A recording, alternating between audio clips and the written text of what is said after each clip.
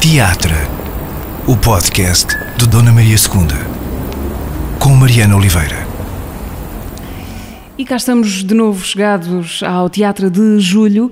Desta vez viemos encontrar a Isabel Abreu, atriz, não no teatro propriamente, mas num sítio que funciona como uma espécie de estaleiro de alguns espetáculos que daqui a uns meses vamos ver chegar ao Dona Maria II. Estamos nos estúdios da Tobis, no Lumiar, em Lisboa, uma espécie de primeira fábrica do cinema português, inaugurada nos anos 30, que neste momento tem aqui a função de espaço de ensaio. É quase como se viéssemos visitar as fundações do espetáculo. Bom dia, Isabel. Obrigada por vires ao teatro do Teatro Dona Maria II. Bom dia mesmo, porque é muito cedo. É amanhã, sim, pelo menos. eu estou ainda com o cérebro um bocadinho parado. Eu agora disse bom dia e senti assim. Uou. Entrevistas de manhã têm esta questão. Isto é o início de uma manhã de trabalho, é uma manhã de ensaio. Isto é o começo de um dia de trabalho típico? Isso existe para ti, um dia de trabalho típico? Não, eu por acaso nunca penso que é um dia de trabalho, mas pronto, mas sim, é trabalho, mas não, é o começo do meu dia de ensaios. Podemos chamar-lhe o meu dia de trabalho, mas eu não penso, não sei, pronto, penso que é o começo do meu dia de ensaio. Mas alguma espécie de rotina, isto corresponde a alguma espécie de rotina que se repete várias vezes na tua vida, ou é durante o período em que o espetáculo está a ser? Não, mais ou menos, porque se estiveres a fazer uma novela, a única novela que fiz, como era uma das protagonistas, eu começava todos os dias às 8 da manhã, tinha que estar no estúdio, e todos os dias às 7 da tarde saía do estúdio. Portanto, era uma rotina, porque eu sabia que todos os dias aquilo acontecia e parava aos fins de semana, isto durante 11 meses.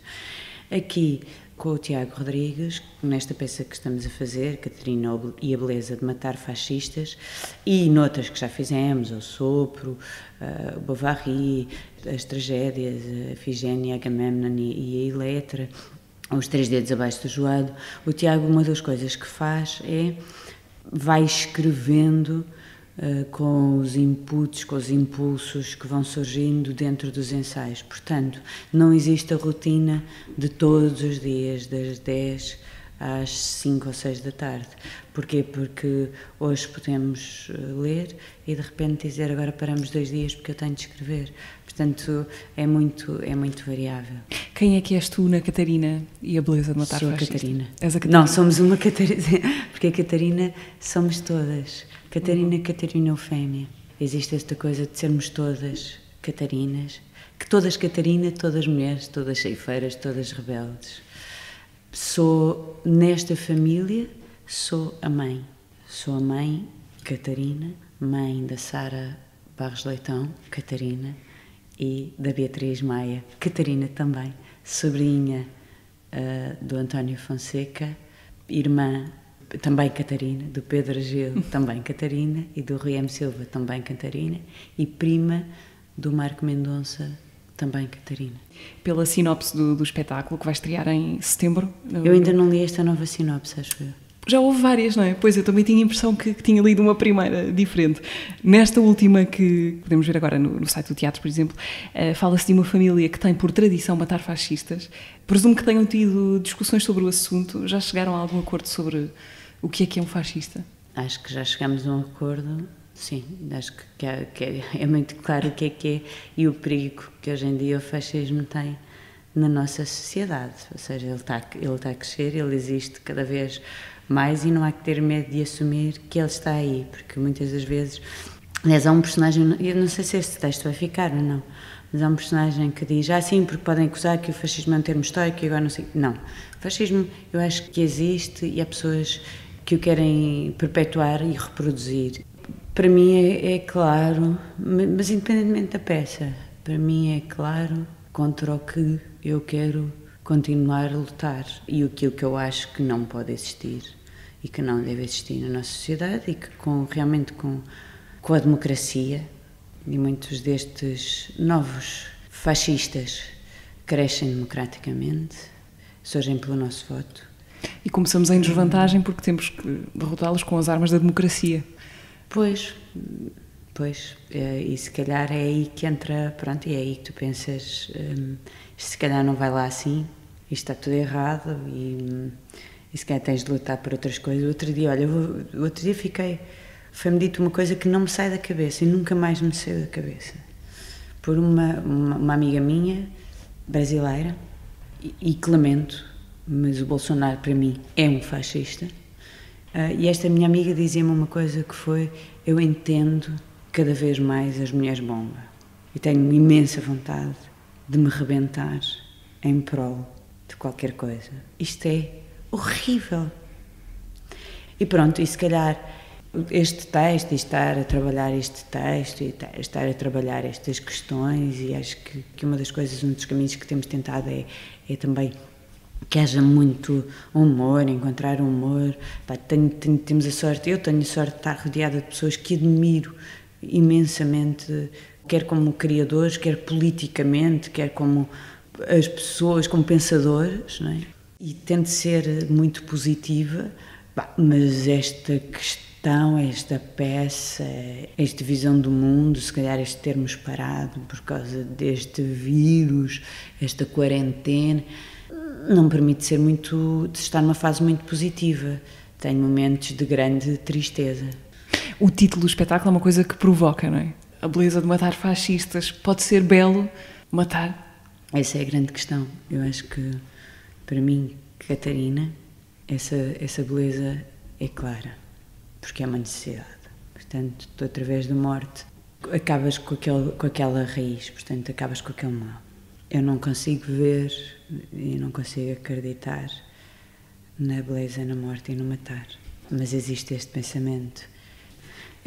Eu ontem, de resposta a uma situação que não interessa agora para aqui, disse: nós vamos numa época em que pusemos todos a máscara por proteção, mas eu acredito que as máscaras foram caindo. E isto extremou-se cada vez mais, está-se a extremar o medo do outro. Aconteceu isso com a queda das Torres Gêmeas, acho eu. Deixámos de viajar da mesma maneira, passámos a ter imensas regras de segurança, não podes viajar começaste a duvidar do outro, mas do outro como, muitas vezes, como religião, como cor, como... Pronto. Hoje em dia, essa dúvida é do outro que está ao teu lado e que é teu amigo. O que é que mudou na rotina de ensaios com a pandemia? A que espécie de malabarismos é que estão obrigados para conseguir cumprir as tais regras sanitárias? Podemos imaginar alguns aspectos mais ou menos anedóticos. Como é que se ama de máscara, por exemplo? Mas como é que estão os ensaios nesse aspecto? Como é que se ama de máscara é muito bom, não é? Como é que se ama, mas só com os olhos.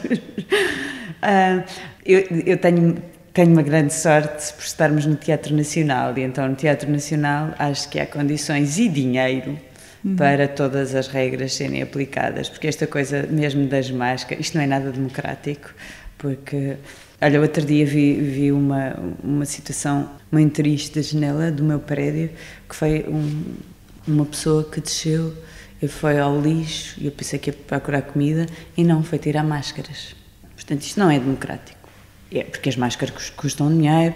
O Teatro Nacional tem a vantagem de ter, quando começámos os ensaios, uma das coisas que aconteceu foi-nos garantido todas as regras de segurança, foram-nos dadas máscaras, ensaiamos de máscara, desinfetamos a nossa mesa, temos desinfetante para a nossa mesa.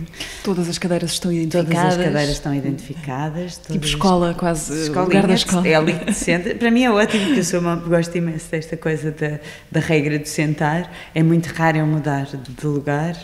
E depois tens um distanciamento social no ensaio, depois entras para o palco, retiras a máscara, tens de ter bom senso e não haver proximidade, os copos estão marcados para não haver trocas de copos, mas é isto, ou seja, as regras é... Eu outro dia, por exemplo, fiz uma coisa inconsciente, que foi agarrei uma pessoa, pronto, é isso, é o meu lado que ainda não está adaptado. Ainda não mecanizámos os interditos, os novos interditos. Ainda não mecanizei o interdito, não. Esta Catarina e a Beleza de Matar Fascistas é um espetáculo que vai chegar ao Dona Maria II só em abril de 2021, antes disso vai estrear em setembro no Vila Flor, em Guimarães. Às vezes escapa-nos um bocadinho esta dimensão da longa preparação, do longo caminho que um espetáculo faz até chegar a uma sala com público. O que é o espetáculo nesta altura? O que é que o espetáculo já é neste momento? O que é que o espetáculo já é neste momento? O espetáculo é, neste momento, existe uma ideia do que é o princípio, meio e fim, e de um alinhamento de cenas. Existe um primeiro ato já escrito, existe um primeiro ato já decorado. E já é muito claro qual o caminho que nós queremos seguir. O que é que nós queremos com este espetáculo. Porque sabes, quando nós paramos, nós tivemos uma semana de residência em março e depois fomos para São Paulo com o Sopro. E estávamos em São Paulo quando isto tudo rebentou. Já viajámos com isto tudo tremido e depois foram cancelados os ensaios. E a semana tinha sido super produtiva, aquela semana de residência, e eu durante muito tempo eu dizia assim, como é que tu agora voltas a pegar nisto? O que é fazer teatro agora? O que é que significa? O que é que tens para dizer? O que é que queres dizer neste momento? O que é que ainda faz sentido continuar a dizer? O que é que ainda faz sentido? E curiosamente este espetáculo, esta coisa de Catarina e a beleza de matar fascistas, e eu dizia assim, tudo aquilo que se falou naquela semana, pensava, tudo aquilo que se falou naquela semana, será que ainda faz sentido? E pronto, e à medida que isto foi avançando e que cada um dentro das suas solidões e avançando este tempo, eu fui percebendo assim, não, isto faz cada vez mais sentido, faz cada vez mais sentido, faz cada vez mais sentido. E pronto, e para nós é muito, eu sinto isso, que é muito claro sobre o que é que queremos falar. Isabel, uma das coisas que tu fizeste nestes tempos, nestes últimos meses em que tanta coisa mudou, foi acompanhar, digamos assim, o Diário da Peste do Gonçalo M. Tavares. Tu deste voz e também imagem ao diário que o Gonçalo M. Tavares escreveu e foi publicando no Expresso, na revista do Expresso. Eram entradas curtas, pensamentos breves, impressões, quase fotogramas. Eu olho para aquilo quase como um registro de sismógrafo do que foram, do que foi aquele período, aqueles meses. É super bonito isso, nunca tinha pensado, porque é mesmo um registro sismógrafo do que foi aquele tempo. Como é que aconteceu isso? O que é que foi a ti que te apeteceu dar voz? Foi a mim que me apeteceu, ou seja, o Gonçalo começa, se eu não estou em erro, no dia 23 de março, e eu ia acompanhando esse diário como leitora, e eu acho que é o diário de 26 de março que eu leio e pensei assim, isto é muito, muito, muito bom e devíamos fazer qualquer coisa com isto. E mandei uma mensagem ao Gonçalo a dizer, Gonçalo, nós devíamos fazer alguma coisa com isto. E o Gonçalo responde, é teu, faz o que quiseres. Mas eu muitas vezes tenho muitas ideias e concretizo muito pouco. Mas pronto, isto foi ficando a marinar. Portanto, eu ia lendo e pensava, isto devia-se mesmo fazer alguma coisa, mas fazer o quê? Fazer o quê? Surgiam muitas leituras e as pessoas começaram a fazer muita coisa a nível de leitura e eu, no dia 10 de abril, peguei no texto de dia 2 e experimentei ler. Portanto, fazer uma coisa filmada comigo a ler. E disse, não, isto não funciona. E estava a limpar a casa e pensei, é isto. E agarrei-me o telefone e fiz um vídeo comigo a aspirar e a seguir fui gravar o texto do dia 2. Filmei-me a mim a aspirar, montei e enviei-lhe como presente. E o Gonçalo responde, mas tu vais continuar a fazer isto? E eu, não, então isto é dia 2, nós estamos no dia 10, não faz sentido, como é que eu agora faço? Vou voltar atrás, faço os vídeos que estão atrás, não faz sentido. Ele diz, não, fazes a partir daqui para a frente, ou seja, todos os dias te envio o texto que vai ser publicado, portanto aquilo era um diário, não é? No dia 11 saía ao dia 10. Ele disse, eu hoje envio-te, hoje ou amanhã, dia 12, envio-te dia 11 e tu começas a fazer. E pronto, e foi neste desafio, e foi mesmo um desafio. Porquê? Porque foi super duro. Para o Gonçalo, eu sei que foi muito duro escrever, porque todos os dias produzir esse tal registro é muito complicado e como é que o vais fazer e teres a obrigação de o fazer todos os dias. E para mim, filmar, ao fim de algum tempo, eu tenho 6 horas de material, porque eu agora juntei os vídeos todos, são 6 horas de filme, são 6 horas de voz. E eu todos os dias produzia numa coisa que eu chamo Encontro às Cegas, enquanto o Gonçalo escrevia o texto, eu filmava as imagens. Portanto, eu não filmava para o texto que o Gonçalo tinha escrito. As imagens antecipavam-se? As imagens eram feitas no dia do diário. E depois, a única coisa que eu fazia era fazer o diário sonoro, e nesse diário sonoro, que era feito no dia a seguir, porque era o dia em que eu tinha o texto, eu gravava sempre na rua, o que fazia também com que existisse um diário do mundo, porque se tu fores ouvindo, ouves pessoas, vizinhos, pessoas a falar, carros, buzinas, os passarinhos, tu parece que vais percebendo também o desconfinamento através dos sons que vão acontecendo dentro do diário, porque não é gravado em casa. Há dias em que é gravado em casa, ou que é gravado, porquê? Porque eram dias em que, no dia da manifestação, por exemplo, da Vigília das Artes, eu gravei às 11 e tal da noite, estava rota, e disse ao Gonçalo, eu acho que hoje não vou conseguir. Era antes da meia-noite, eu mandei-lhe o vídeo, e ele disse, fogo, brava, parabéns por tudo e parabéns pela resistência, porque, ou seja, porque tornou-se essa coisa da obrigatoriedade na minha cabeça, eu já não passava um dia sem fazer este diário, e foi extremamente importante para mim fazer o diário, e ressaquei imenso quando deixei de fazer o diário. Acabou, entretanto, acabou no dia houve 20 uma data final. de junho, que eu fazia 90 diários, portanto eu fiz 70. E porquê? Porque também durante este tempo, alguém como o Gonçalo M. Tavares, que eu conhecia, de olá, estás bem, tudo bem? Olá Gonçalo, que tal, tudo bem?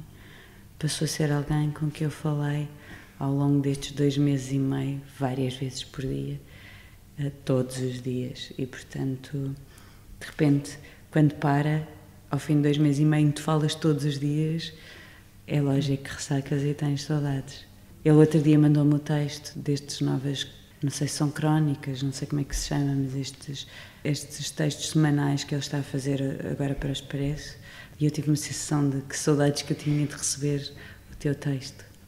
Esses textos, ou melhor, a tua reinterpretação dos textos com o vídeo, a melhor maneira de os vermos é no teu Instagram, não é? Lá estão lá depositados. Eu concorri agora, pela primeira vez, concorri à DG Artes, porque eu queria muito fazer uma instalação com estes vídeos, porque acho que exatamente que são um registro de uma época, são um registro de um momento do mundo, são um registro de algo que aqui na Venezuela, no Brasil, nos Estados Unidos, em Itália, na Turquia, na Rússia, na China, todos vivemos.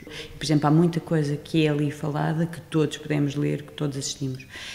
Cada um de formas diferentes, não é? Porque estás em sítios diferentes, mas acho que foi um momento que foi do mundo. Toda a gente estava a falar da mesma coisa, não é? Isso foi quase inédito, estar toda a gente no mesmo registro.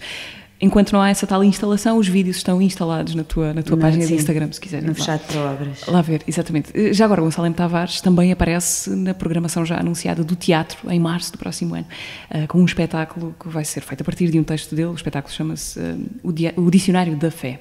O Diário da Fé, é muito bom. Eu estava a fazer aqui um mix na minha cabeça, Dicionário da Fé. Parar para ti, Isabel, é uma coisa que... Parar neste sentido em que parámos nos últimos meses, é uma coisa que te desestabiliza, que te desarruma. Estou a escolher daqui a questão da subsistência, essa parte importante da equação, mas... essa parte muito interessante, sim. Porque eu já tive de parar e não ter subsistência é muito complicado. Portanto, a subsistência é mesmo uma parte muito importante e que infelizmente nem todos temos acesso. E tu, aliás, foste uma das pessoas que teve já falaste da Vigília das Artes, tens tido uma posição vocal em relação ao que se está a passar. Porque acho que é importantíssimo ter, é um momento que se serve para alguma coisa. Há um texto brilhante do Tiago Rodrigues, diretor deste teatro, que fala exatamente sobre aproveitar as oportunidades. A crise não é uma oportunidade, que é uma frase que vem sempre, e ele fala da lei seca e de alguém que disse, bem, se entendermos por vinho, chegar a casa, bater na mulher, a bebida que nos faz não sei o quê, sou contra, mas se entendemos a bebida espirituosa que acompanha uma refeição, aí não, pronto, e aqui é a mesma coisa, que é a oportunidade, se existe oportunidade aqui é exatamente para percebermos a precariedade deste setor e poder criar grandes alterações, pronto, porque pela primeira vez eu pude parar e ter esse lado de subsistência que me permite o quê? Parar. e não estar com o pânico do que é que essa paragem significa. Pá, eu tenho vida, tenho família, tenho 2 filhos e, portanto, eu parar significa, se eu não tiver dinheiro para lhes pôr comida na mesa, não há dinheiro para pôr comida na mesa. Pronto. Não recorro à minha mãe há muitos anos, poderia ter de recorrer, poderia ter de voltar à casa dela, poderia ter... Aqui, como estava no Teatro Nacional, desde janeiro deste ano até dezembro deste ano estou no Teatro Nacional, permitiu-me exatamente uma coisa que foi parar, foi um tempo comigo, nós viajamos muito desde há 3 anos com o Sopro, temos estado muito fora de Portugal e estamos sempre, pronto, e isto permitiu-me mesmo, ok, agora sou eu comigo, com os meus em casa. E parar sem a angústia do futuro imediato, a curto prazo. Tudo isto que aconteceu e que tornou ainda mais evidentes todas essas questões da precariedade crónica do setor, em algum momento te fez questionar de forma um bocadinho mais profunda do que simplesmente estar farto ou cansado de um dia de trabalho? Questionar se era mesmo esta a vida que querias? Ou está claro que é esta? Apesar de haver problemas e dificuldades, só podia ser esta? Há 2 anos eu pensei em abrir uma loja de gelados e fui a Berlim de propósito, porque houve um amigo meu que abriu uma coisa que se chama Tezen Lab e o que são kakigoris. Sabes o que são kakigoris? Não. Kakigoris é um gelado japonês, ele é japonês, mas abriu em Berlim esta loja.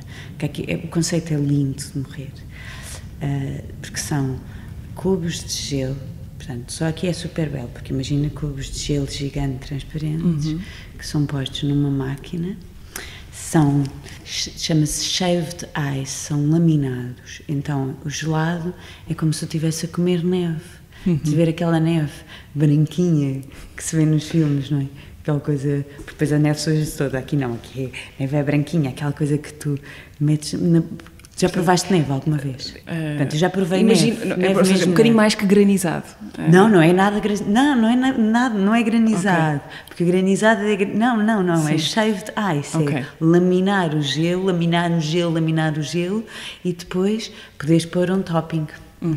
E eu fui para Berlim porque queria muito abrir uma loja de kakigoris em Lisboa. Não tive dinheiro. Não tinha dinheiro para alugar um espaço, não tinha dinheiro para mas fazer... isso chegou mesmo a estar... Não, isso estava mesmo. Esta coisa dos kakigoris eu identificava-me também com o próprio conceito, com tudo o que estava, pronto. E, portanto, eu adoraria ter esta loja de gelados. Como a Cristina Vidal, ponto deste teatro, me dizia, é uma ideia ótima, quer dizer, até porque se vende gelados o ano inteiro, portanto, tens uma ideia espetacular. Pronto. Isto para dizer o quê? Eu imagino-me a poder ser tudo. Ok? Eu não tenho medo de ser nada.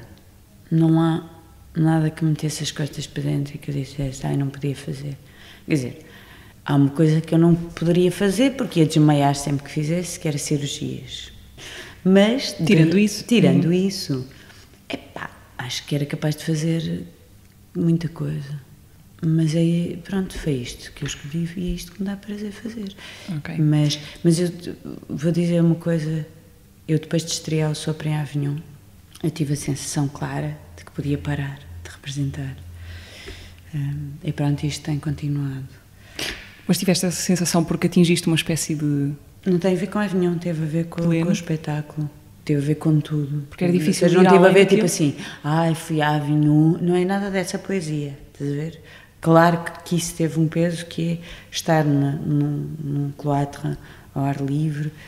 O que nós vivemos, nós tivemos vários espetáculos com o Mistral, que é um vento, com ventos a 100 km por hora, portanto, tudo esvoaçava, voaram as cadeiras de cena, uma coisa absolutamente única, mas eu tive uma sensação com o Sopro, e depois de ter estreado ali, com o que nós vivemos e com o grupo todo, e o que se atingiu ali de plenitude e de confiança e de amizade, que foi...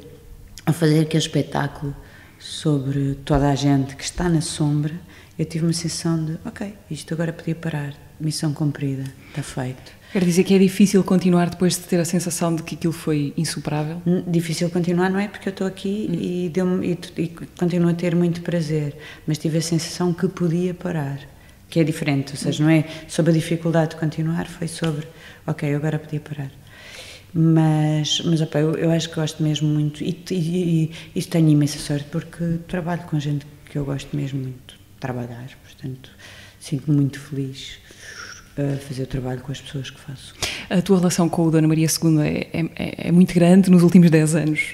Não os contei, mas passaste muitas vezes por aqui. Fala-me das viagens que tens feito nestes últimos anos. Viajar pelo mundo com o teatro em português, falado em português, curiosamente. Viajar com os espetáculos conta como viajar ou conta como viagem a trabalho? Eu conto como viajar.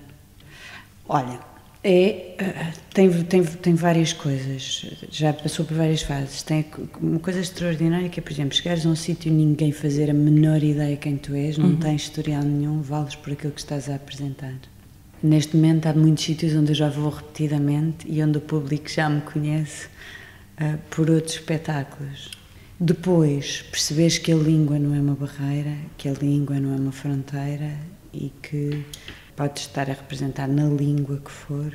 Não há assim tanto que se perca na tradução? Não. Nem é na tradução. Tu podes dizer, há povos, por exemplo, há países que têm mais dificuldade ou que não estão tão habituados à legendagem. Portanto, há coisa de estar a ver um espetáculo e ser legendado. Eu gosto imenso de viajar com espetáculos, gosto muito de fazer espetáculos, mas gosto muito também de viajar com espetáculo mesmo dentro de Portugal, portanto nós estamos a falar de estrangeiro, mas eu gosto muito da ideia de digressão. E depois, aqui, primeiro cruzas-te com culturas completamente diferentes, com formas de ver o teatro também completamente diferentes. Eu sou confrontada comigo ao fazer, comigo como atriz a fazer em sítios diferentes, pronto, e gosto imenso disso. A adrenalina do palco é um vício? E no caso de ser um vício, é um vício bom? Acho que sim, não sei. Sim, acho que sim. Sentes falta quando não tens isso? Sinto um bocadinho, sim. Sinto bastante. Tenho um pânico terrível. Sou muito mais insegura, se calhar, do que aparento, ou do que eu acho que aparento. Se calhar aparento-me meio insegurança, porque tenho uma insegurança grande, portanto, mas tenho um prazer enorme, e sim, se calhar é um vício, não sei. Há algum lado bom nisso, de nunca estar demasiado confiante a trabalhar, a representar, no caso? Vês algum lado bom nisso? Eu não trabalho bem em ambientes inseguros. Portanto, se eu estiver num sítio em que me sinto insegura, é horrível. Não funciono bem e a minha insegurança toma conta de mim a um ponto que me é doloroso fazer. Já aconteceu, mas não é todo o sítio bom. Se calhar este sítio que eu falo de insegurança, eu estou sempre à espera, eu fazia uma piada, mas é mesmo verdade que é, eu estou sempre à espera que alguém diga assim, andaste a enganar-nos. Isto tem a ver com o fantasma de quando eu era miúda, porque quando andava na escola, eu fiz primeira, segunda, terceira e quarta classe, sem estar inscrita na escola, não estava matriculada, porque fazia anos só em março do ano seguinte e vivia numa terra pequenina e os meus pais pediram para eu ir assistir às aulas, e acabou a primeira classe e eu sabia as coisas e ficava naquela, tipo, agora ela vai repetir, se calhar vai para a segunda, só que eu fiz sempre isto, todos os anos. Andaste por baixo do sistema durante 3 anos. 4 anos. Portanto, eu estava assim a viajar e tinha sempre, por isso é que eu digo, não funciona bem na insegurança, porque havia sempre um lado meu que me fez achar que às vezes eu podia não merecer estar ali. Lembro-me de uma vez ter desmaiado na quarta classe, ou seja, eu já sou pós 25 de Abril, portanto a minha escola já não era Estado Novo, mas ainda tinha muita coisa de Estado Novo, tinha réguas, tinha cana da Índia, tinha fila dos burros, fila dos médios e fila dos bons, portanto passavas assim por várias coisas com uma pedagogia especial. Eu lembro-me perfeitamente de numa quarta classe, aquilo, eu até tenho vergonha de dizer isto, mas aquilo, a fila dos burros começou a apanhar, depois da fila dos burros, passou para a fila dos médios, cada um que ia ao quadro apanhava, e eu comecei a pensar, vou apanhar. E quando cheguei ao quadro, eu já nem ouvia, e comecei, era só de género, porque não sei o quê, tens andado a enganar, não sei, não tens andado, e eu, pedabum, caí desmaiada no meio do chão, com o pânico. pá, disto engano. Eu tenho sempre esta sensação que um dia alguém vai dizer assim, andas-nos a enganar durante este tempo todo. Falhaste, isto é tudo mentira. Foi realmente uma pedagogia especial. Foi uma pedagogia muito especial, mas e foi bem, que ainda me acompanha. Ficou efeitos, é espetacular. Por outro lado, sim, eu acho que também se tivesse muita confiança, não tinha ido. Portanto, se eu acreditar que sei tudo, cada vez acho que está mais errado. E aí, vamos esquecer que o Tiago Rodrigues é diretor desta casa. O Tiago Rodrigues podia não me convidar mais para trabalhar com ele, o Tiago Rodrigues podia não ser diretor desta casa. O Tiago Rodrigues, acima de tudo, é alguém que eu admiro profundamente e que é meu amigo. E que modificou a minha forma de estar no teatro. E que, quando eu me cruzo com ele, nos 3 dedos abaixo do joelho... Foi o primeiro espetáculo que fizeram juntos? Foi o primeiro espetáculo que nós fizemos, quer dizer, acho que sim. Não, mentira, o primeiro espetáculo que fizemos juntos foi o Telotesse, acho eu. Mas pronto, nos 3 dedos abaixo do joelho, vou pensar a partir daí. O Tiago ensinou-me uma coisa que tem a ver com a falha, com a humildade de saber errar e de assumir que não sabes tudo. E deu aqui à tua frente fazer uma pergunta e disse, não sei do que é que estás a falar. A partir do momento em que estás neste processo, estás num processo de escrita, e em que o Tiago te põe um texto num momento altamente embrionário e que pode ir todo para o lixo em cima da mesa para tu avaliares, como é que tu não saltas para cima de um palco também nesse nível de possibilidade de fragilidade? Achas que um ator tem de ser uma pessoa criativa? Consideras-te uma pessoa criativa? Acho que sim, não sei. Sim, acho que sim, não sei. Ok. E qual é que é a tua opinião pessoal sobre a Emma Bovary? Eu não gosto nada da Emma. Não? Não. Ou seja, eu não gostei muito... Não, eu não gostei muito. Eu tive algumas dificuldades com a Bovary e com a Emma Bovary que não tenho, por exemplo, com a Ana Karenina. Acho a Emma muito mais... uma mulher mais deslumbrada, curiosa, mais jovem, estás a ver? Mais... como se fosse uma eterna adolescente. Insaciável, insatisfeita. Pronto, e entediada também. Entediada. Por isso é que eu digo insatisfeita.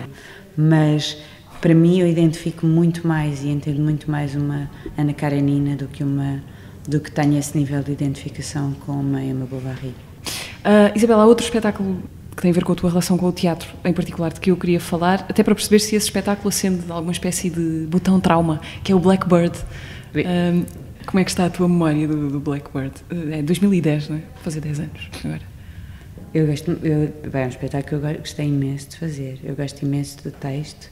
Foi um texto que é giro como é que se chegou lá.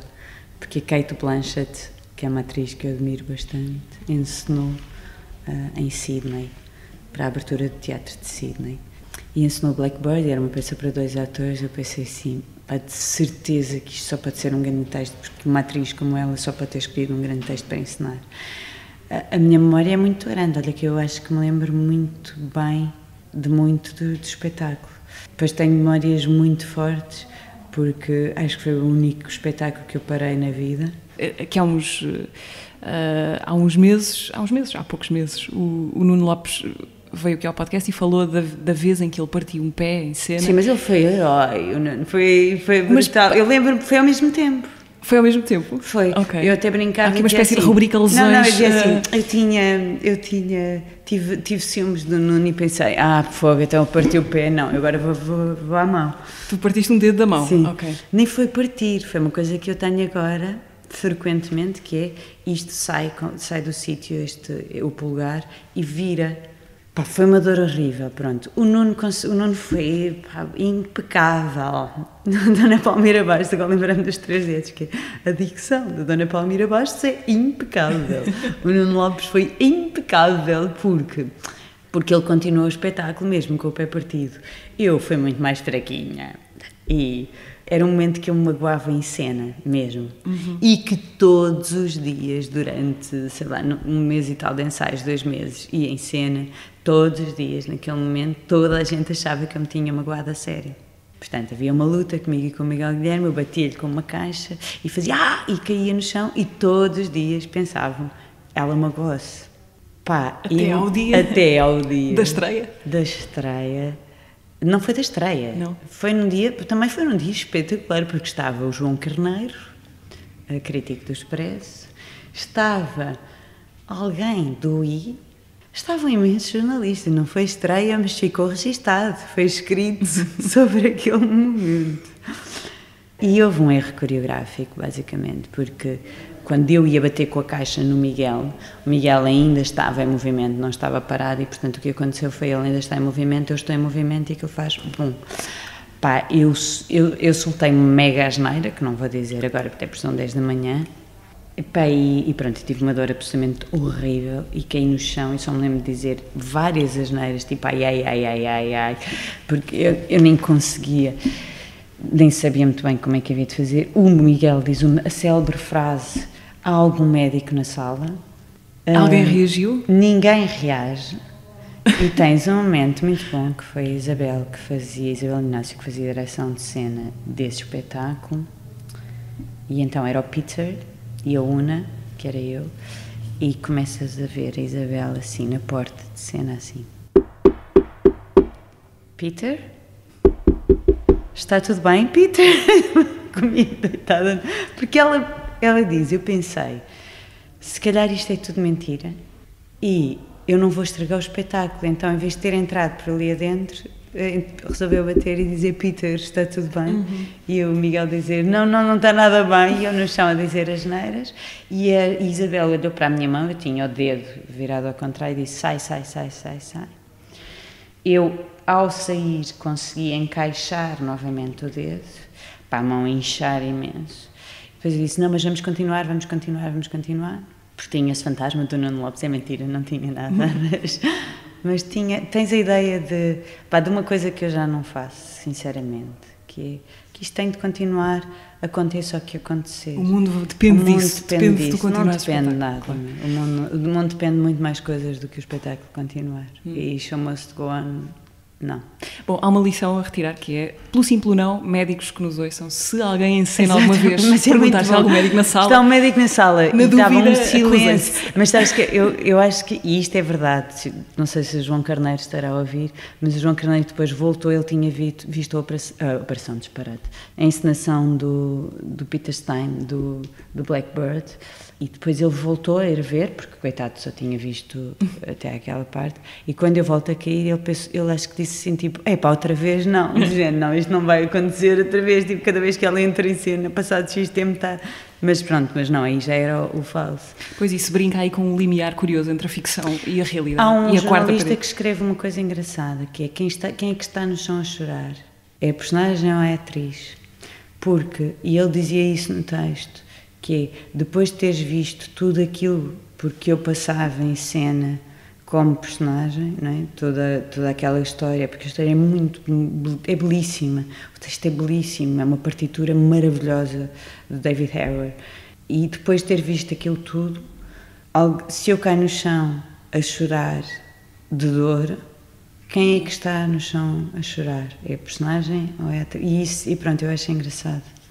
Isabel, ver a tua filha estrear-se, acho que foi estrear-se como atriz, na Tristeza e Alegria na Vida das Girafas. Não foi estrear-se, ela tinha feito o Ricardo III e tinha feito o teatro do Pascal Rambert, era uma das crianças também no Teatro Nacional. Mas assim, como protagonista de um filme, sim, filmado pelo pai, sim, foi a primeira vez. Qual sim, é que foi a sensação? Eu não estive presente durante o filme, ainda bem, porque o único dia que eu estive presente ela diz que foi horrível. Sei lá, olha, eu acho que isto também só aconteceu porque ela conhecia muito bem o espetáculo, porque tinha visto 3 ou 4 vezes. O espetáculo do Tiago Rodrigues? Do Tiago, da Tristeza e Alegria na Vida das Girafas. Tinha uma paixão muito grande, tem uma paixão muito grande pela personagem da girafa, porque defendeu muito bem num vídeo que enviou ao pai a dizer o porquê que queria fazer a girafa. Houve um casting. Houve. Em que ela explicava o que é que queria fazer. Eu vou-te dizer uma coisa, com toda a distância possível, eu acho que o trabalho que ela faz ali é mesmo especial, porque tem extremo bom gosto e porque nunca resvala e porque não se leva demasiado a sério e nem leva isto muito a sério. E eu acho que quando ela diz, ai, correu mal, é porque eu levo isto um bocadinho a sério, o decorar do texto, o saber o texto, não sei o quê. E ela leva isto na boa, e tudo muito, pronto. E ver o prazer que ela teve e não deixar de ser criança e não ter necessidades de, agora fiz isto e agora vou ter que continuar a fazer novelas, vou ter que ser... não ter nada disso, para mim, acho fantástico e pronto, e foi uma experiência e foi um momento e eu tenho uma admiração enorme a vê-la fazer aquilo. Isabel, nesta parte final queria voltar às tuas origens. Tu nasceste em Arronches, no Alto Alentejo, vieste para Lisboa para o Conservatório. O que eu gostava de perceber era se tu tinhas ao teu lado, à tua volta, exemplos de pessoas, não necessariamente atores, mas exemplos, para quem olhavas e dizias que é aquilo que eu quero ser, é aquilo que eu quero fazer. Vamos dizer, isto não é uma casa de banho. Não é, é uma senhora da limpeza a encher baldes. Estou a perguntar isto porque com 18 anos, essa altura em que se tem de fazer uma escolha, as nossas possibilidades são muito limitadas por aquilo que nos calhou a ver até essa altura. É muito circunstancial aquilo que conhecemos ou não. Ou seja, é difícil querer ser alguma coisa que não se viu ou que não se sabe que existe. Tu sabias que ser atriz era um caminho? Podia ser um caminho? Sabia que para mim era o único caminho. Mas tinhas alguém à volta que te sugeriu isso? Olha, tive duas coisas que eu acho que foram fundamentais. Tive um professor que se chama António Henrique Godinho Conde, que eu nunca mais me esqueci do nome completo, que foi meu professor de inglês em Arronches e português, e que é tradutor. A paixão que ele tinha pelo teatro e pela tradução e a proximidade, e encontrou em mim, se calhar, também essa curiosidade e essa vontade. Depois tive a sorte de haver um investimento ainda nesta ideia da escola, não era ensino artístico, mas havia uma coisa que se chamava a tenda vai à escola, ou as tendas, era uma tenda enorme e que a Madalena Vitorino e a Manuela Pedroso foram à escola de Porto Alegre dar workshops. Pronto, e tudo isso acho que me deu a certeza que era... Pronto, e como eu era muito nova, eu queria ser... Havia a coisa que eu quero ir para o conservatório e quero ser atriz, mas também tenho hipótese de poder parar um ano ou o que for. E este ano vou tendo, se não entrar, arranjamos outra coisa qualquer e vou estudar outra coisa qualquer durante este ano. É que nem sei explicar muito bem. Não foi um problema? Porquê. Não sei explicar muito bem qual foi o clique. Foi de ver, não sei o quê. Lembro-me de ver os filmes tipo O Leão da Estrela ou A Canção de Lisboa. Aliás, estamos aqui no sítio, pronto, na fábrica de muita dessa... Eu era muito pequenina. Outro dia estava a dar O Leão da Estrela e O Pai Tirano, e eu sabia de cor os filmes e fazia dobragem de todas as falas. Pronto, mas não sei, acho que não foi uma coisa muito consciente, foi meio instintivo de bora lá. Isabel, estamos quase a acabar esta conversa. Antes disso, vou propor que ouçamos num minuto um resumo rápido do que foi a passagem da Rita Blanco pelo podcast do mês passado. A Rita Blanco foi convidada do Teatro de Junho e vamos ouvir um resumo dessa conversa. Eu acho que estou numa boa fase da minha vida de trabalho. Às vezes estou a fazer coisas assim, como é que eu fiz isto? E as coisas estão-me a acontecer. É essa coisa boa da arte, eu não faço arte, mas a arte é livre. Não há regras. Bestial. Eu encontro a minha paz em montes de sítios e também a guerra nesses sítios. Eu nem posso falar sobre esse espetáculo, porque esse é o espetáculo que mais me comove até hoje. Se chorares, o público não vê. Lembro-me que foi a primeira coisa que fiz foi os contos de Hoffmann. C'est la chanson. E ainda tínhamos de dizer umas frases e eu queria dizê-las, mas fiz tanta força para não me rir, virei-me para a frente e comecei e fiz xixi. Desconfio que foi a primeira e única vez, não tenho a certeza, mas quase que eu recebi palmas em pé. Quando a personagem se funde em mim, sou eu. Como é que ela se chama? Digam-me lá. Rita Blanco. Rita. Rita. Hi, darling. Rita Blanco no Teatro de Junho. Podem ouvir este e outros episódios do podcast do Dona Maria II no Spotify, YouTube, SoundCloud e também no Apple Podcasts. Isabel, quero pedir-te, quase a terminar, uma sugestão rápida de alguma coisa que tenhas lido. Visto, é muito É uma bom. mistura.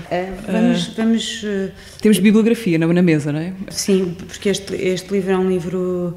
Vou escolher 2 livros. Um deles, porque tenho muita curiosidade, que vai sair, que eu já espreitei, que é o Flecha, da Matilde Campilho, porque é o primeiro livro de prosa da Matilde e é, como é alguém que eu admiro muito, acho que pode ser uma sugestão. E pronto, este da Michelle Dean, que se chama De Língua Afiada, que são mulheres que fizeram da opinião uma arte, e portanto tens Dorothy Parker, a Hannah Arendt, a Susan Sontag, portanto tens várias pessoas que fizeram, várias mulheres de língua afiada e fundamentais para estudar a literatura deste século, do século passado. 2 leituras sugeridas pela Isabel Abreu neste teatro. Eu vou tentar fazer aqui uma explicação rápida. Habitualmente no podcast do Dona Maria II temos uma pergunta gravada que alguém deixa e eu depois replico essa gravação. Aqui no caso é uma espécie de inovação, porque o Tiago Rodrigues vem aqui fazer a pergunta ao vivo à Isabel. Não precisas te levantar, Olá, Isabel. Olá, Tiago. Olá, Mariana. Olá, Tiago. Então, pronto, isto vai ser assim uma espécie de versão ao vivo da pergunta para a Isabel. O que é que gostavas de perguntar, Tiago, à Isabel? É muito difícil, onde é às voltas com esta pergunta, mas depois lembrei-me que, como nós já tivemos a oportunidade de trabalhar um bocado juntos, acho que partilhamos uma... Já fizeram uma outra coisa, não é? Já fizemos uma outra coisa em conjunto. Isto também é desonesto para mim, porque eu não sei do que é que vocês estiveram a falar a entrevista toda. Estou a invadir aqui o espaço assim de repente só para lançar esta pergunta, mas acho que temos em comum, a Isabel e eu, essa noção de que quando estamos em palco ou quando atores estão em palco, é como se estivessem na vida, mas mais. Ou seja, é assim uma espécie de vida aumentada. É como se no palco houvesse uma lupa em cima de nós e estivéssemos a viver ainda mais, sem menosprezo para os momentos mesmo muito importantes da nossa vida, mas sabendo que no palco também acontecem momentos que são importantes para a nossa biografia, que ficam inscritos em nós. E a pergunta que eu tinha para a Isabel é, partindo do princípio que ela concorda com isto, que momentos ou que momento é que consegues recordar, vivido em palco, que tu sabes que, escrita um dia a tua biografia como merece ser escrita, merecia praticamente um capítulo? Há um momento que eu acho que é quase impossível passar por cima dele, que foi exatamente a Avignon, o dia em que o Mistral estava mais forte, que as cortinas voavam e eu via o Rui Simão passar por cima de nós, via uma mancha preta que lá de cima lançava as cortinas, que o Vítor Roriz pegava na cortina e virava e fazia uma toga, e que a Cristina Vidal, as cadeiras voam e ela faz um gesto para a cadeira de para, com a mão, não disse o para, mas que aquilo parou. E houve, nesse espetáculo, que durante segundos, minutos, quase uma hora, eu pensei, isto vai parar, alguém vai parar isto, eu vou levantar voo, nós vamos levantar voo, vamos lá com as cortinas, vamos lá com o chumbo. Houve uma sensação de união de toda a gente que estava a assistir, mas todos nós que estávamos em cena. Que acho que, sim, um dia, se houver, não acredito que haja essa biografia, mas se algum dia houver esse momento, só se forem parvos é que não estará lá. Então acabamos isto, se calhar, assim, em tom de vendaval. Isabel, muito obrigada por teres vindo ao teatro, ao podcast do Dona Maria II. Desta vez estivemos a gravar nos estúdios da Tobis, no começo de uma manhã de trabalho. A peça cujos ensaios viemos, não propriamente interromper, porque a sessão ainda não começou, mas interceptar para esta conversa. A peça é Catarina e a Beleza de Matar Fascistas. Isabel, boa sorte para os ensaios e também para a abertura da tua loja de caquigoris. Fixaste o nome, estás a ver? Vou confessar que apontei. Ok.